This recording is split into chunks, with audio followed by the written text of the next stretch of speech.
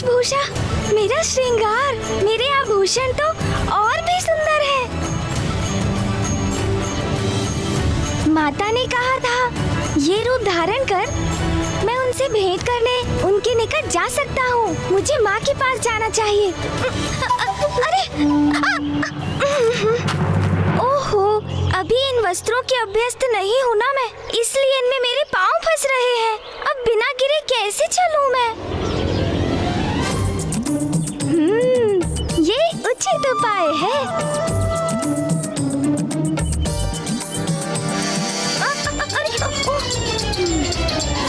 ओहो, फिर लड़खड़ा गई मैं। इसे थोड़ा और ऊपर पकड़कर चलती हूँ।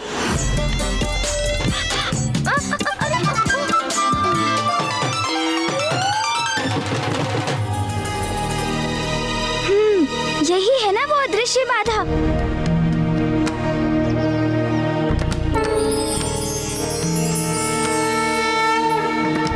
अब तो उसे पार कर आगे बढ़ने में मुझे तनिक भी कठिनाई नहीं।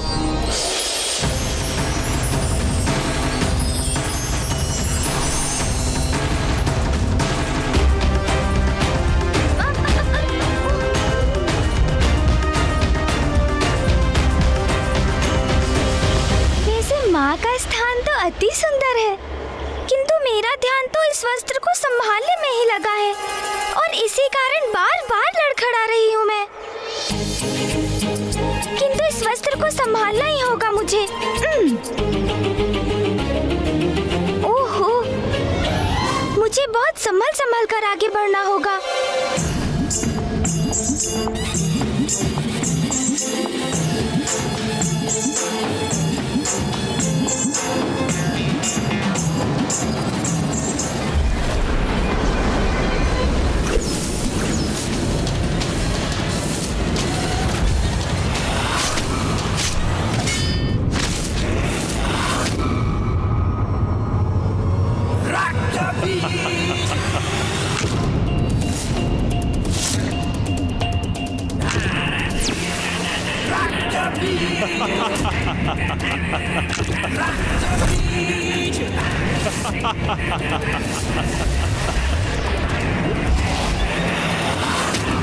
ये क्या?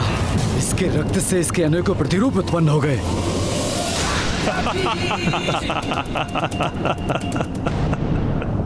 देखा वरुण देव, तुम मेरा जितना रक्त बहाओगे उतने ही प्रतिरूप अपने समक्ष पाओगे।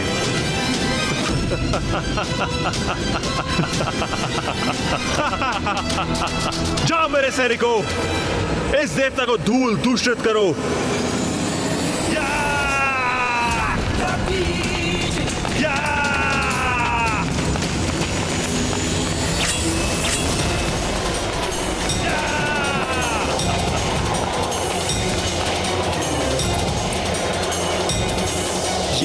ये क्या? मेरा खड़क कहाँ जा रहा है?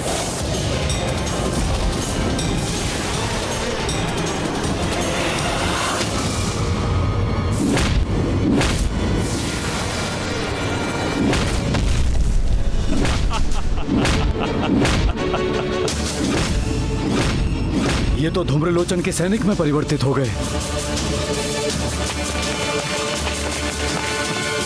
कोई बात नहीं, इनके लिए मेरी शक्ति ही काफी है।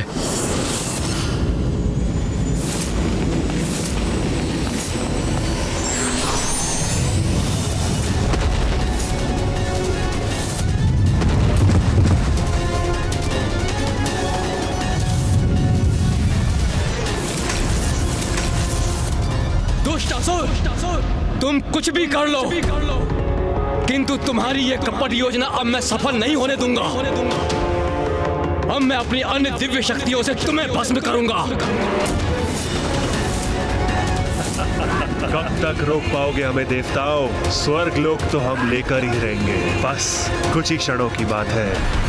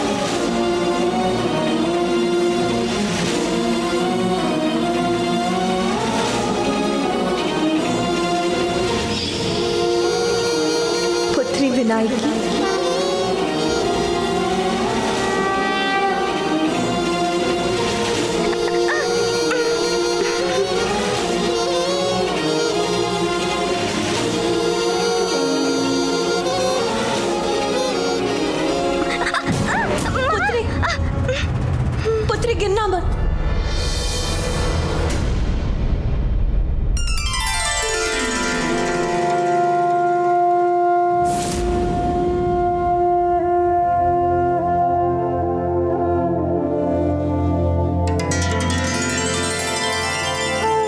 प्रणाम माँ।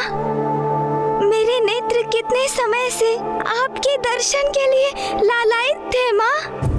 मैं भी तुम्हें देखने के लिए ललायत थी, किंतु इस रूप में भी तुम अत्यंत आकर्षक और सुंदर लग रही हो पुत्री। इस रूप में भी पुत्र गणेश का कितना अपूर्व और मोहक सौंदर्य है।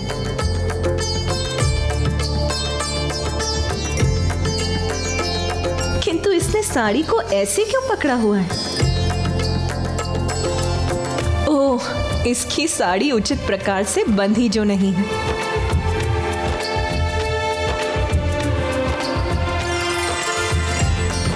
बुद्धि का देवता मेरा पुत्र विघ्नहर्ता है, प्रथम पूज्य है, किंतु साड़ी धारण करना वो तो अभ्यास से ही आता है। आप मुझे देखकर हंसी क्यों माँ? क्या मेरा ये रूप सुंदर नहीं है? क्या मैं विचित्र दिख रही हूँ? नहीं नहीं पुत्री, तुम्हारी सुंदरता तो अद्भुत है, किंतु ये अंग वस्त्र ये उचित प्रकार से नहीं बंधी। देखो, ऐसे धारण करते हैं इसे।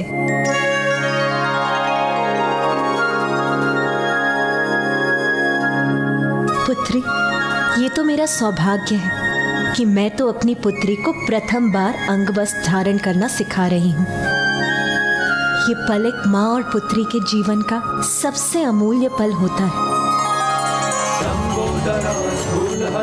चतुर्भुज कृपायुधा मोदकं दशनमुपामे पशुं सूत्रं च दक्षिणे वडमाला शिरे तस्या वर्णहारावलम्बिनी आत्मपृष्ठसमारूढा सर्वाभरणमण्डिता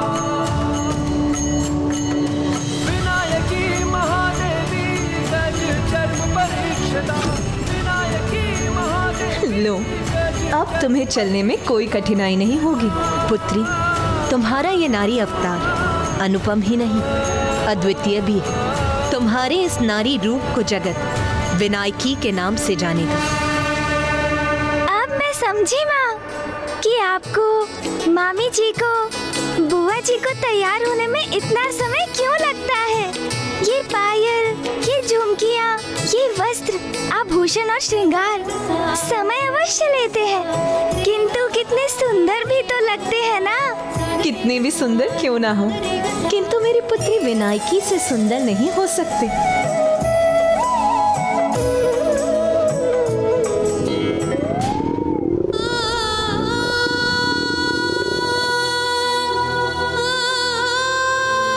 अब तो मेरे मुख में भोजन का एक भी ग्रास तभी प्रवेश करेगा जब स्वयं माँ अपने हाथों से मुझे खिलाएंगी। मेरी पुत्री अभी भी भूखी है।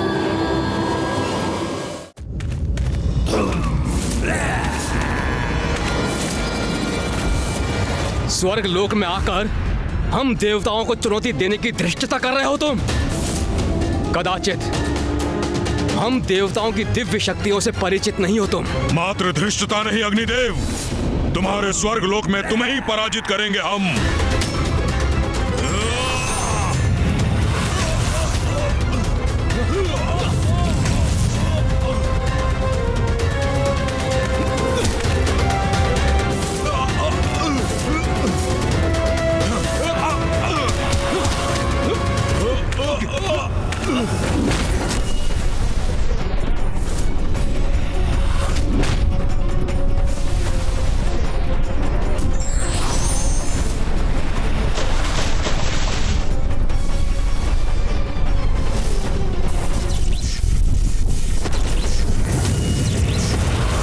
वायुदेव, हमारी विद्युत शक्ति का सामना नहीं कर सकोगे तुम।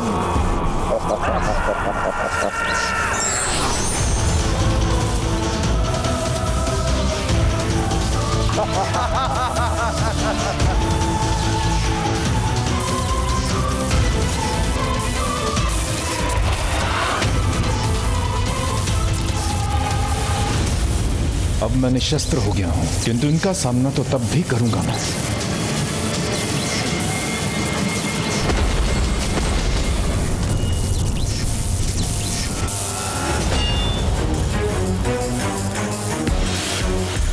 दुस्साहसी निशुम्भ, आज तुम्हें तुम्हारी उद्दंडता का दंड दूंगा मैं। मेरे प्रचंड बल और मेरे तेज का सामना नहीं कर पाओगे तुम।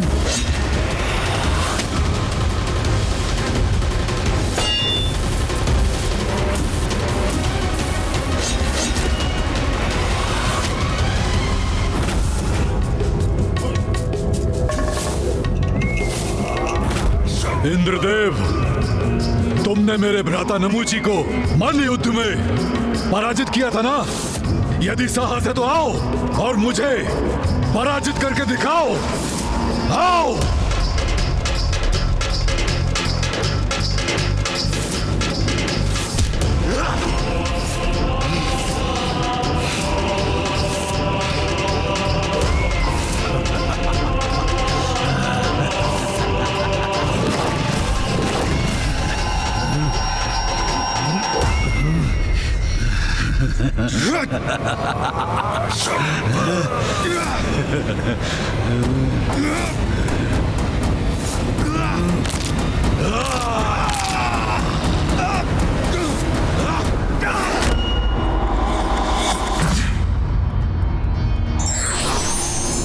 पार्वती के मन में ये कैसा हट कर लिया था तुमने पुत्री?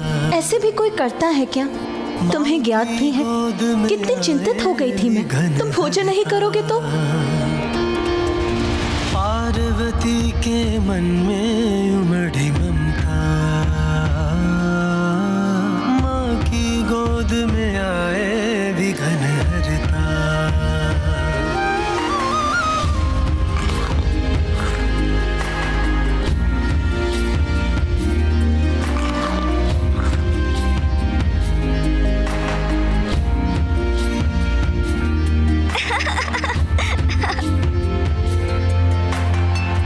क्या हुआ पुत्री? तुम हंस क्यों रही हो? माँ, अब तो मैं पूर्ण रूप से तृप्त हो गया।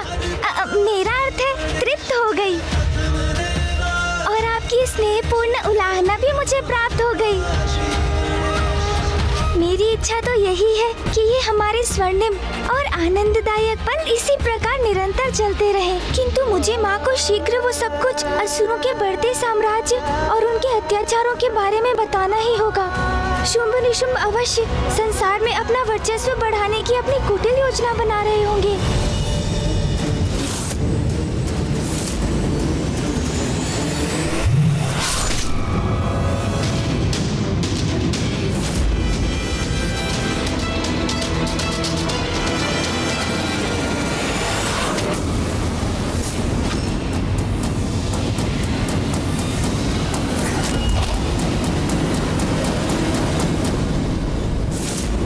आओ मित्र देवराज, आओ लड़ो मुझसे, वार करो मुझ पर।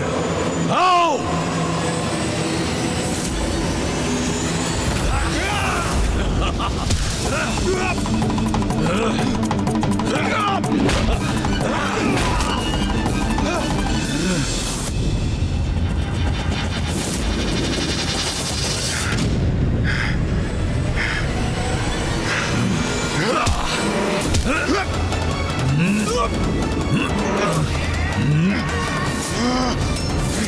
साहस है तो अब मेरे दिव्य ताप का सामना करो निशुंभ।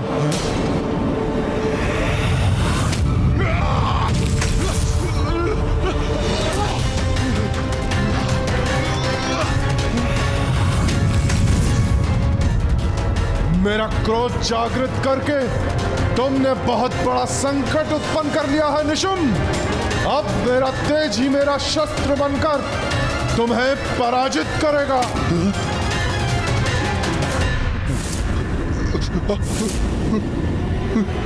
सूर्यदेव के निरंतर प्रहारों का सामना करना कठिन हो रहा है मेरे लिए।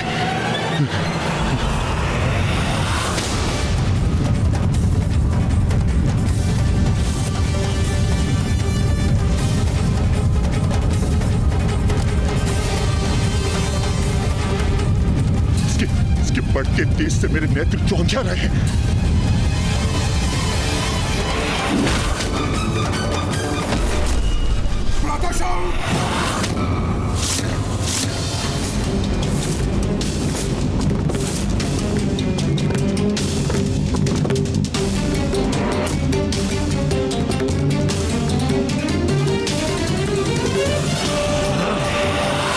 मेरे भ्राता निशुंभ को आहत करने का दुस्साहस किया सूर्यदेव ने, उसका दंड अवश्य प्राप्त होगा सूर्यदेव को।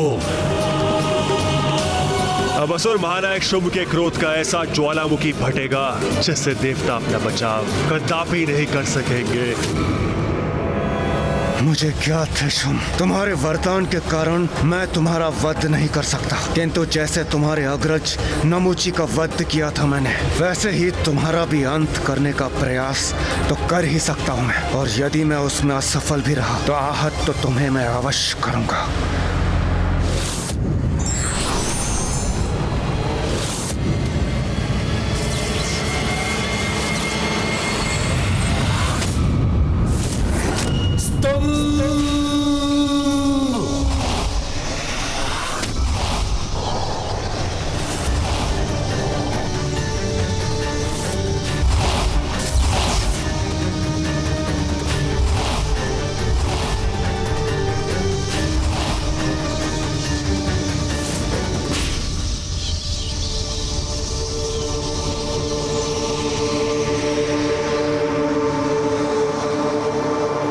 भ्राता निशुंभ, मुक्त हो जाओ।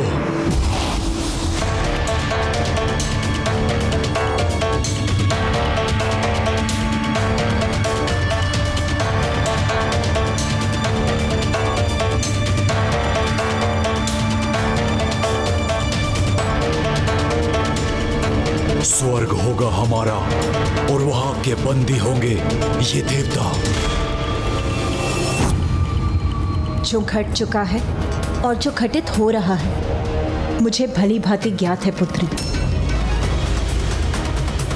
क्या आपको सब कुछ ज्ञात है माँ?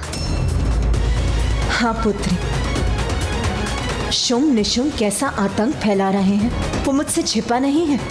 माँ, मैं और भैया यही समाचार आप तक पहुँचाने के लिए आपको ढूंढ रहे थे, क्योंकि हमारे अनुसार वो दोनों दुष्ट शुंभ और निशुंभ अवश्य स्वर्ग पर अपना अधिकार स्थापित करने के लिए किसी कुटिल योजना का निर्माण करेंगे और जिसे आप ही रोक सकती है माँ।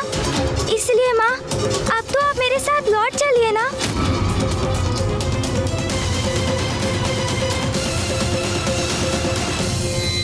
नहीं पुत्री विनायकी, मैं तुम्हारे साथ नहीं आ सकती। किंतु क्यों माँ? किंतु परिस्थिति बहुत विकट है। उन दोनों दुष्टों के कारण कभी भी कुछ भी हो सकता है। उसके लिए मुझे कहीं जाने की कोई आवश्यकता नहीं है पुत्री। शुंभ निशुंभ का दुष्कर्म स्वयं उन्हें मुझ तक खींच लाएगा। पुत्री, ये भी स्मरण रखो, तुमने अपना विनायकी रूप मुझसे भेंट करने के लिए धारण नहीं किया है। इसके पीछे एक बहुत बड़ा कारण है। बड़ा कारण? कैसा बड़ा कारण माँ? अब समय आ गया है कि त्रिदेवों और देवताओं के भीतर निहित नारी शक्ति प्रत्यक्ष रूप में प्रकट हो और शुंभ के भीतर छिपी नारी शक्ति भी बाहर आने पर विवश हो जाए, जिससे शुंभ और निशुंभ का वध हो सके और संसार इन दुष्टों के आतंक, दुराचार और अत्याचार से मुक्त हो जाए। शुंभ निशुंभ का वध करने के लिए हमें अपनी नारी शक्ति को उजागर करना होगा। किंतु माँ, जब मैं असुरों को पराजित कर सकती हूँ, नर रूप में आपकी सहायता कर सकती हूँ, तो मुझे स्त्री रूप धारण करने की क्या आवश्यकता है ना? मेरा तो नर रूप ही पर्याप्त है ना माँ? विनायकी, नारी की शक्ति को कभी कम नहीं आंकना चाहिए। माँ के रूप में नारी एक कोमल हृदय, जनदायिनी, पालनहार होती है, तो दुष्टता की अति होने पर नारी अपने उग्र और कठोर रूप में दुष्टों का संहार करने में भी सक्षम होती है। किंतु माता, मैं अन्य देवताओं को कैसे विश्वास दिलाऊंगी कि उन्हें भी अपना नारी रूप धारण करना होगा? ये उत्तरदायित्व तो अब तुम्हारा है विनायकी। अपने समान अन्य देवताओं में भी नारी शक्ति को जागृत करो और शुम निशुम को मुझ तक आने को विवश करो, जिससे मैं उन्हें नारीत्व का उचित अर्थ बता सकूं और नारी के प्रति उसके किए अत्याचारों के लिए दंड दे सकूं। मुझे ज्ञात है कि माँ मुझे क्या करने के लिए निर्देशित कर रही है, किंतु मैं उस कार्य को पूर्ण करूंगी कैसे?